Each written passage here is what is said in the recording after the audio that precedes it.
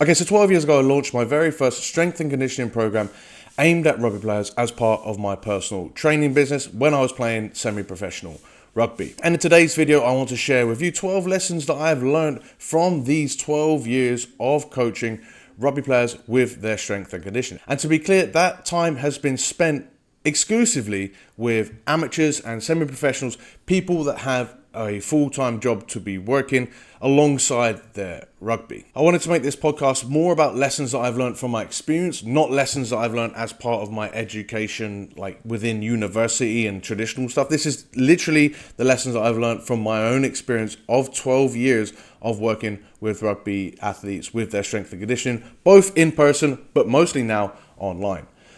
And before we dive into the 12 points, if you enjoy this podcast at any point, feel free to subscribe, hit the thumbs up button, say hi in the comments below if you're watching on YouTube.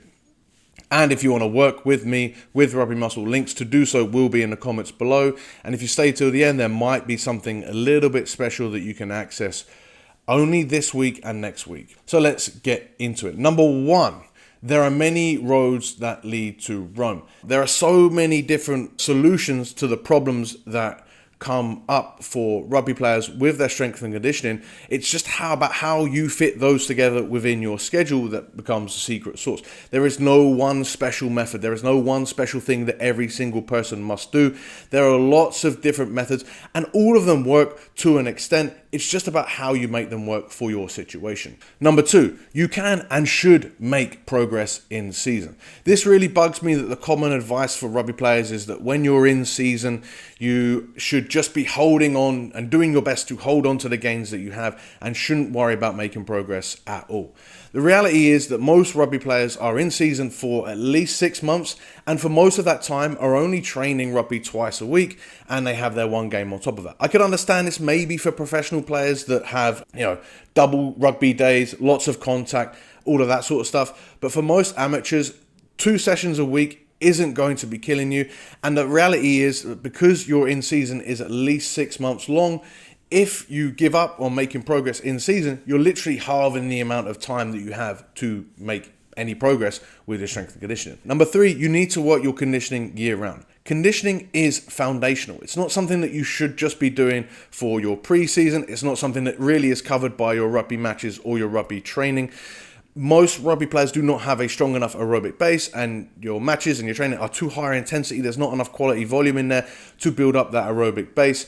Off season, when most people think that you don't even need to worry about conditioning at all, is probably the best time. But the reality is that if you work your conditioning year round for a few years, that is when it's going to pay off. And that is when you're really going to notice the difference. It is something that you should be doing year round. Number four, most rugby players need more clarity on how they want to play the game. There's so many different things that you can improve upon as a rugby player, and because of point number one, there are so many ways that you can accomplish those things that you need to improve upon. It becomes overwhelming.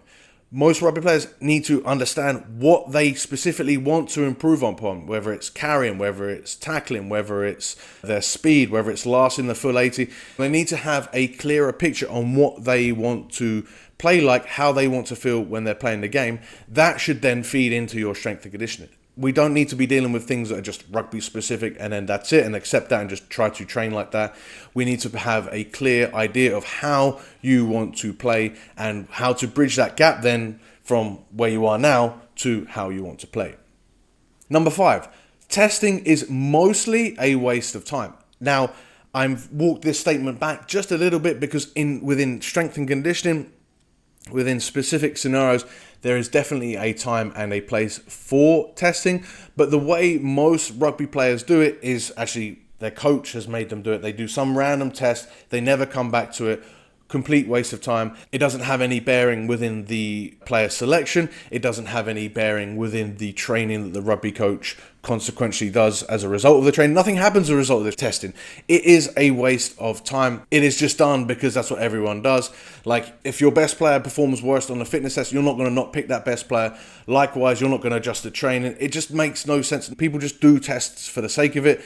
It doesn't really have a relevance. Now, what I propose as a better solution to this is continual monitoring of your training. You'll see your numbers improve, you'll see your scores improve, whether that's your pace for your zone 2 work, whether that's your pace in general for your sprinting, whether that's your numbers on the bar or how you're feeling in contact. This is all subjective. Coaches don't like that, but the reality is when you're dealing with a big squad, the testing is the only thing they can sort of fall back on.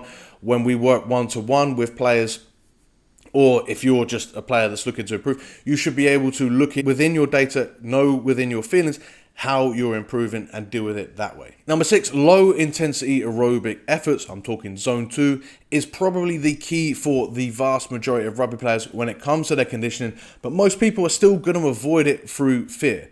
Whether that fear is of losing muscle or losing power, whether that fear is of having heavy legs for their training later, or whether that fear is just it not being hard enough and there's no way it can make a difference.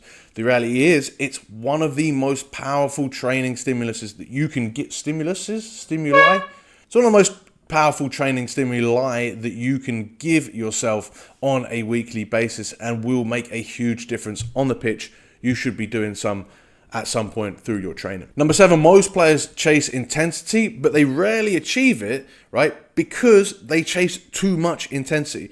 The reality is, if you're trying to have some level of intensity within your training, it has to be controlled. Number 1, you cannot do it every single day. And number 2, you can't do it for 15, 20 sets across 5 to 10 reps. You can't do it for 100 meters. At the end of a 100-meter sprint, you're already slowing down. You have to be really careful with where you select to put your intensity. And then when it's the right time, you go at it as hard as possible. That is going to both give you a powerful training stimulus, but also not burn you into the ground. Most people, again, they push too much intensity, which means they never actually really achieve enough of an intensity at all because it's just they're trying too much, and they give themselves too much fatigue. 2 stones, 0 birds. Number 8, you need to move the spine.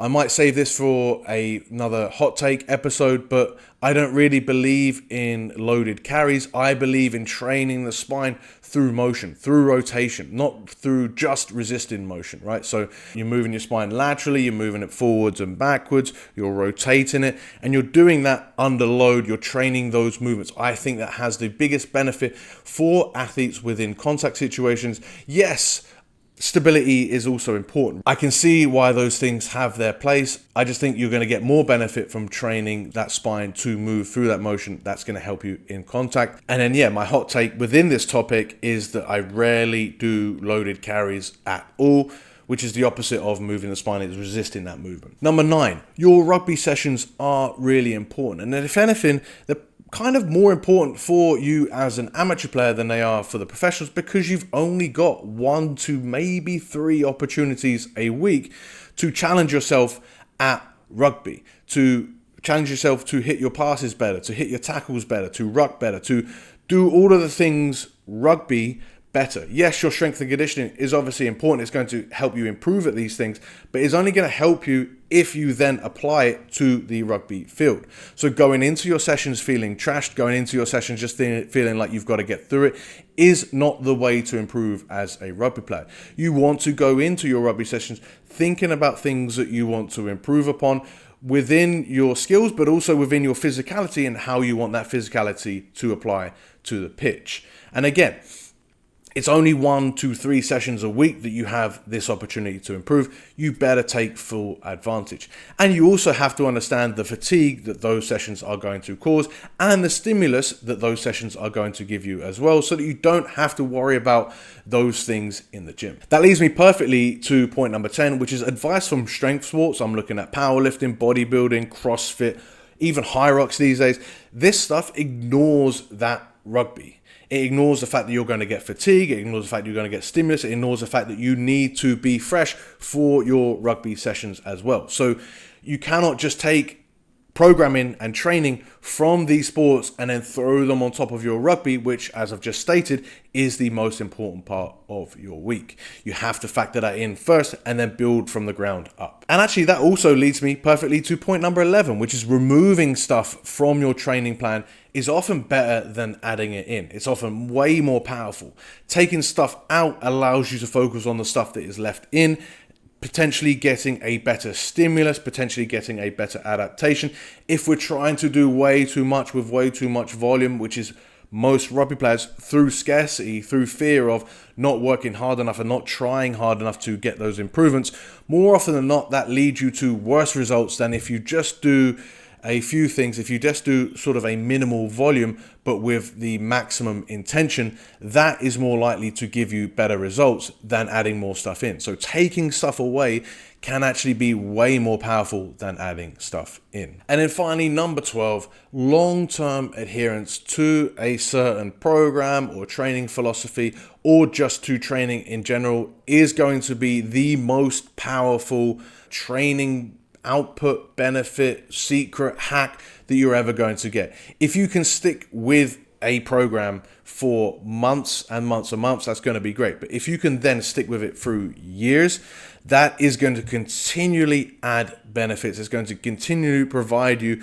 with the rhythm, with the foundation to then build even more gains and continue to improve. Most rugby players just give up and they continually chop and change their program. They go from one program to another and then they give up because they get overwhelmed. If you can just stick with more of a realistic effort and philosophy with your strength and conditioning and stick with that in the long term, the results that you can get are absolutely remarkable. And it is with that that I'd like to plug Team Rugby Muscle. We are launching our 2025 season of the program with 2 year-round tracks that you can follow through the off-season and the in-season. You can even go from training 5 sessions a week to just 2 or 3 sessions a week within any given week, and have that follow the same philosophy and have that build upon the previous week and continue to build upon your physicality as a rugby player year round. I'll put the link to message me on Instagram if you want early access to that program in the description below. Just shoot me a DM and we'll get you signed up for that. Or if this is past that season launch, I'll just put the link to how you can join Team Rugby Muscle in the description below. Or if you want to work with me one-on-one, the link to that is also in the description below. Let me know in the comments or hit the 3 dots on Spotify and let me know also which of these 12 points resonated with you the most and which of these 12 points did you potentially disagree with. I'd love to hear your thoughts and have a discussion with you in the comments. I always love hearing back from everyone within the Rugby Muscle sphere. If you haven't done so already, hit subscribe, hit the thumbs up button on YouTube, and I'll see you guys in the next one.